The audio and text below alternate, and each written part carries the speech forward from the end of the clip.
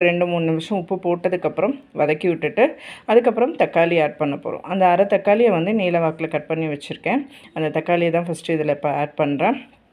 Add பண்ணிவிட்டு அதையும் வந்து கொஞ்சம் வந்து சாட்டே பண்ணிக்கலாம். லைட்டாக தக்காளி, வெங்காயம், அந்த பச்சை மிளகா அப்படிலாம் வந்து கொஞ்சம் வந்து வதங்கினதுக்கப்புறம் வந்து நம்ம வந்து மசாலா வந்து சேர்க்க போகிறோம். என்ன மசாலா சேர்க்க போகிறோம் அப்படின்னு பார்த்தீங்கன்னா, நான் வந்து ஒரு 1/2 ஸ்பூன் வந்து மஞ்சத்தூள், ஒரு ஸ்பூன் வந்து உங்களுக்கு தனி மிளகாத்தூள், இன்னொரு 1 ஸ்பூன் வந்து மல்லித்தூள் ஆட் பண்ணியிருக்கேன்.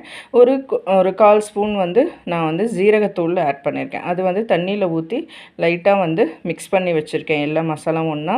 அந்த மிக்ஸ் பண்ணி வச்ச மசாலாவை நான் அந்த இதில் தக்காளி வெங்காயத்து மேலே வந்து ஊற்றிட்டு டக்குன்னு வந்து அதை வந்து வதக்கி விடுறேன்.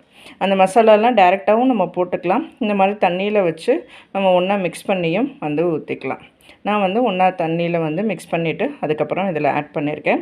அந்த மசாலா, தக்காளி, வெங்காயம், பச்சை மிளகாய் எல்லாம் இப்போ ஒன்றா வந்து சேர்த்து வதக்கி விட்டுக்கிறேன்.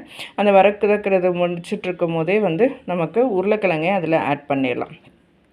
உருளைக்கிழங்கு ஆல்ரெடி நான் உரித்து அதில் வந்து கையில் மசித்து அதை வந்து நான் அதையும் ஆட் பண்ணிக்கிறேன். ஒரு சின்ன மீடியம் சைஸ் உருளைக்கிழங்கு தான், 2 உருளைக்கிழங்கு நான் வந்து ஆட் பண்ணியிருக்கேன். அதில் மசித்து விட்டுட்டு அந்த தக்காளி வெங்காயத்தோடு அந்த உருளைக்கிழங்கையும் சேர்த்து வதக்கி விட்டுக்கலாம். வதக்கி விட்டுட்டு நான் என்ன பண்ண போகிறேன் அப்படின்னா, கொஞ்சமாக தண்ணி ஆட் பண்ண போகிறேன்.